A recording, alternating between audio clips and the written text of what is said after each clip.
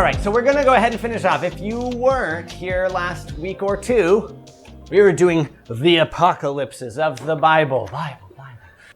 Oh, I did want to start, even though it's not Mark of the Beast, one final thought on Daniel and why it's not pseudepigraphical. All right, so most apocalyptic literature is pseudepigraphical. We covered that, which means you write it as though you're some ancient figure, or at least an authority figure of some kind. But that's not who you really are, and people debate about this, but most people seem to agree, usually that's not done in order to mislead. Is it like a ghostwriter? It's like a ghostwriter, but for someone who's been dead. Like if I was writing a Memoirs of George Washington right now, and it came out on Amazon.com, people would be like, okay, this is fake, but like it's written from his perspective. All right, so why is Daniel not that way? Most apocalypses are, but Daniel's in the Bible, and we think was written by Daniel, not some other guy hundreds of years later. One final point is actually, this is my favorite one. I've made it before, but I'm going to highlight it here because it's just so elegant. But there is a point. The writing on the wall story in Daniel. What is happening there is that is the transition from Babylon to Persia. And it's kind of subtle because we focus on the writing on the wall and mene, tekel, parsin. What's that even mean? But if you read the little paragraph at the end, it's actually what happens is Babylon, the empire, is destroyed that night, and Persia takes over. And that's what the vision is about, or the writing on the wall is about. The king at this time is some guy named Belshazzar. And for a long time, part of the evidence for why Daniel is pseudepigraphical is you'd look through all the lists of Babylonian kings, and there was no guy named Belshazzar. Until modern archaeology comes along and you do just enough digging, and you learn that there was actually a period of time right at the end of the Babylonian Empire, and I apologize, I can't remember who the emperor at the time was, but numero uno, the king of the Babylonian Empire, he appropriately saw the writing on the wall. He knew Babylon's time was up. At the very least, Babylon, the city's time was up. So he fled the city and was in hiding at a fortress elsewhere. And he left someone else in charge. That someone's name was Belshazzar. We now know. Belshazzar was number 2 in command. So that also helpfully explains why Belshazzar says, well, whoever can explain this mene, tekel, parsin thing to me, he gets to be number 3 in all the land. That's a very odd thing to say when everyone else who says something like that, like Joseph with King Pharaoh, it's number 2 in all the land, which is like an official position in Egypt at the time. Would have been like vice president, or the office was called vizier. So anyway, number 3 in all the land. Doesn't make sense unless you're already number 2. And also, how could Daniel, the pseudepigraphical author, known about Belshazzar, this very one-off minor figure, hundreds of years after the fact, when all the evidence for that character's existence and their role in the Babylonian Empire was under the ground? So anyway, but I love that one, because on the one hand, it like did a total 180 on the critical scholarship, which if you hadn't noticed, I'm not a fan of critical scholarship.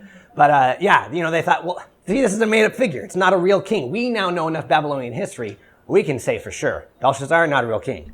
And then they did more digging and realized he's kind of not a king, but he's definitely an important figure who shows up for a very brief period of time at exactly the time Daniel says he shows up.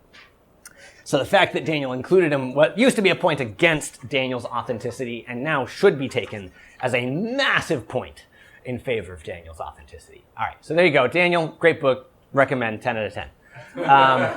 So you said it was the vizier, is that like Joseph? That in Egypt, the second in command position is called the vizier. Okay. I think that's actually a Greek term that gets applied to that when the Ptolemies invade, but that's the term that historians use for that position. It was long-standing, and it seems is kind of the office that's being given to Joseph in that narrative.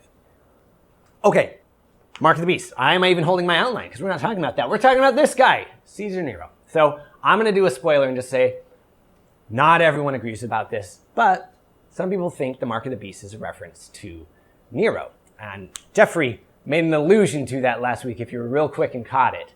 So apparently he's been doing some studying. But yeah, there are people who think that actually not only is Revelation principally about persecution of Jews and namely Christians during the Roman Empire, but is specifically addressing not necessarily the persecutions of Nero, but at least the figure of Nero plays a key role.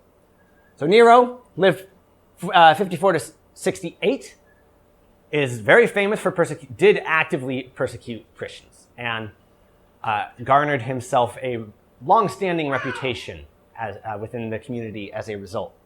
However, what happens is eventually there's a rebellion that gets enough local support. Nero flees Rome and then ends up killing himself. However, again, there became a myth that historians eventually called Nero Redivivus, that Nero would return. And that, in fact, he maybe hadn't even died. And in fact, weirdly, hundreds of years later, that he, is somehow eternal. So St. Augustine of Hippo writes, some believe, he's not endorsing this belief, but he's saying some Romans believe he, Nero, now lives in concealment, in the vigor of that same age at which he had reached when he was believed to have perished. And he will live until he is revealed in his own time and restored to his kingdom. So this is this myth that circulates around the character of Nero in Roman culture shortly after his death, and survived quite some time long after. All right, so why do I say that? Some people think that the beast, or the horn of the beast at first, it's just a horn, that appears to have suffered a mortal wound and then been healed, is a reference to this. That effectively, John is setting that up intentionally to sound using the same language as the lamb who appeared to have been slain but then was alive again at the beginning. That's Jesus. And so now there's this anti-Jesus or anti-Christ figure who appeared to have died but then was alive again. And that some people think that's a reference to Nero. So we'll read the key passages that people pull out there. I saw a beast rising out of the sea with 10 horns, the emperors, and 7 heads. One of its heads seemed to have had a mortal wound, but its mortal wound was healed, and the whole earth marveled as they followed the beast. It exercises all the authority of the first beast, so now a second beast has made an appearance, and in its presence makes the earth and its inhabitants worship the first beast, whose mortal wound was healed. It performed great signs, even making fire come down from heaven to earth in front of the people, and by the signs that it is allowed to work in the presence of the beast, it deceives those who dwell on the earth, telling them to make an image for the beast that was wounded by the sword, yet lived. Not everyone agrees, but there is a pretty substantial fraction of Christian scholars that think that's a reference to Nero. Okay, so why Nero, and why does that matter? So for starters, Nero he's the persecutor guy, right? Revelation is written in a time of persecution. That much is clear.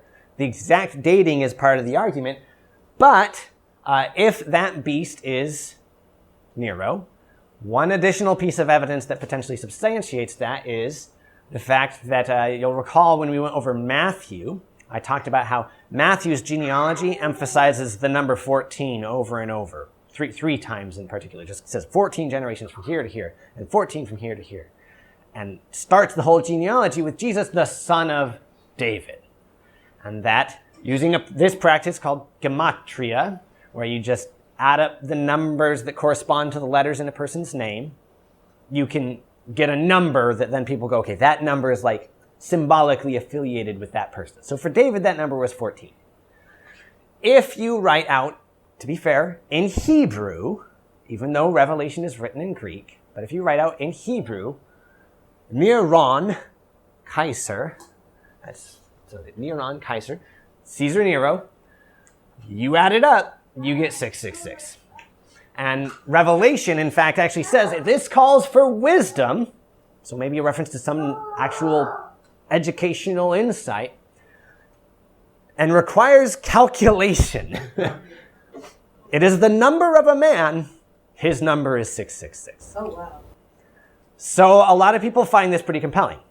Another possible piece of evidence is that there is 1 or 2 manuscripts in particular where the number is not 616 or 666. It's 616. Yeah, so is 666 in Greek or Hebrew?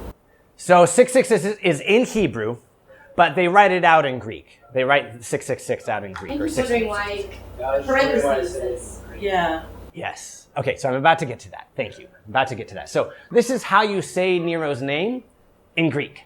Neron Kaiser. If you speak Latin, the way you say Nero is Nero Kaiser. And most of our documents of Roman history are Latin.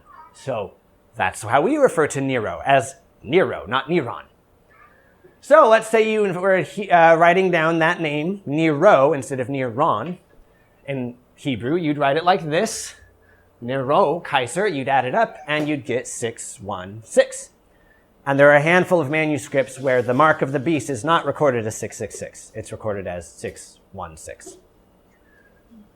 So, a lot of people find that pretty compelling. And those are looking possibly at the Latin, or is it? Well, that's simply the Latin spelling or Latin pronunciation of Nero's name, but all of it written out in Hebrew. Now, so some people critique that, like, why would John be working in Hebrew when it's all written out in Greek and the people around him are speaking Greek? It's a fair critique, but I guess my counterpoint, if I were arguing for this, would be that John makes so many subtle Old Testament references that his audience is obviously steeped in Hebrew culture, even if they don't speak Hebrew. I think that it's well known that there was a very large Jewish presence amongst the churches to whom he's writing. And so the familiarity with Hebrew language is not an unreasonable supposition. But anyway, so some people find that pretty compelling, that this number is actually referring to Nero. Kind of cryptically, but yes, Sarah. Is the practice of Gematria specific to Hebrew? It is. Other cultures do that? So the practice of having a number or like if you take a person's name or a word and you add up all of its numbers, that generic practice is called isopsophy, apparently. I've learned this week. But in Hebrew, in particular, it became kind of a hermeneutical tactic. Like rabbis at the time would read words in the Psalms and go, we can learn from the fact that these two words add up to the same numerical value that they're related. And that practice is uniquely Hebrew. I would argue misguided as well, but uniquely Hebrew. So that's where gematria becomes like a more of a cultural thing than just a kind of a one-off thing that happens here and there. But yes, Bonnie. So you might be getting to this, but maybe I'm getting ahead of things. But I'm confused in that, are they saying Nero is going to be the mark of the beast that comes back in the end, or they were really more just like contemporizing it? Okay, all right. So, when is Revelation written? Conventional, the traditional view, if you will, in the past couple centuries, is that it was written under the reign of Domitian. Because Domitian, it was believed, executed another wave of persecution, particularly in Asia Minor, or in modern Turkey.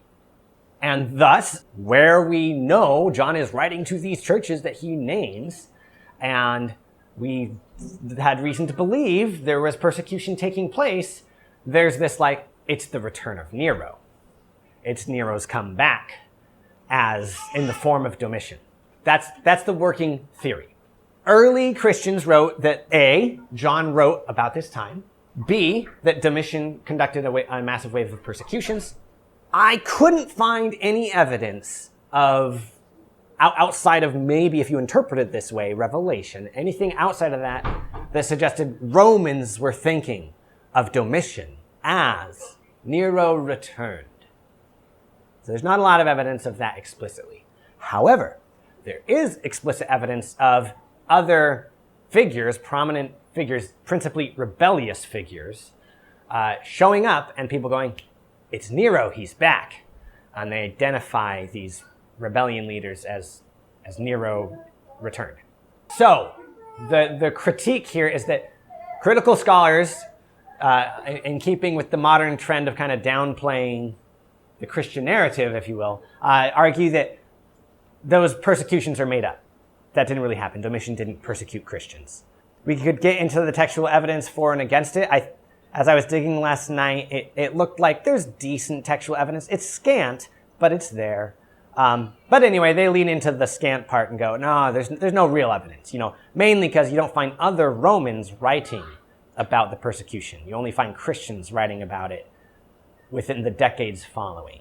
Whereas with Nero, you do get Romans writing down that Nero persecuted Christians. And so that part is well established. Domitian, they argue about it.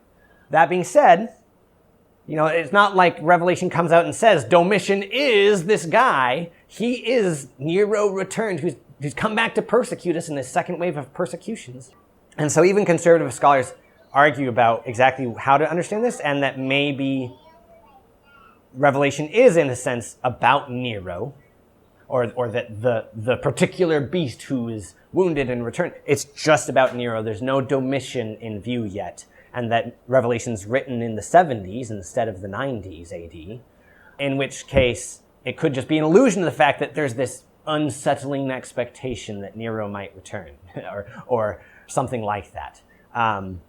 It's unclear. It's unclear. So I guess I don't have a lot of skin in the game one way or another, finding out whether it's exactly Domitian or not, because I think the evidence for Nero being referred to by the number 666 is a bit strong and independent of that. But the way that people then conventionally explain this, well, if Nero's long gone, what's up with this beast that had been wounded but then was alive anyway? And so some people say, well, it's because of Domitian.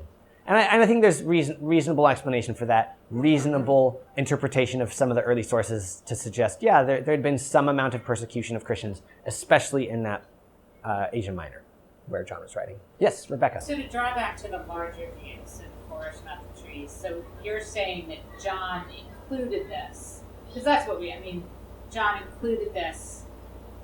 Oh, this myth, or a reference to the myth. In some ways, I probably wouldn't choose the ticket that said 666, but I know it doesn't really help. But why is it in here, and why does it matter to us? Maybe is that I'm the number 666 or the references to Nero? This references to Nero. I guess I would see it as John recognizing, if we go with the fully traditional view, it's at the time of Domitian. Nero had already executed a wave of persecutions decades earlier. It's John recognizing that, almost in a sense, this may be a pattern for the church, and that he's using the literary devices of his time in apocalyptic literature and cryptic numerical symbolism to go, we're talking about Nero / maybe Domitian as kind of not fulfilling a literal prophecy of some kind of Nero returning, but, in a sense, being a re-embodiment of the beast, which is really just Rome persecuting Christians, and that may be something Christians can expect to endure. Not necessarily an affirmation that, see, look, the myth came true, Right, Yeah. I guess that's how I would roughly go with it. So it's not really suggesting, maybe to them it was, but it's not really suggesting that the 666 and the mark of the beast and all that, when the beast comes back, it's going to be Nero. It's not suggesting that directly. No, I don't think so. Okay. No, I think it's... Right. I was having a hard time. I think it's just taking the cultural expectation of Nero's coming back, and John's going well, I'm not saying Nero's coming back, but the dragon who's around this whole time and that's really behind this whole beast persecuting the Christians thing, that dragon's still at work. So he used relatable... Sounds like a literary tool he was Yes. using for them to identify the type of evil that he was trying to do. Right. Yeah, exactly. Okay. I think that's a good way to put it, yeah. So there you go. Mark of the Beast.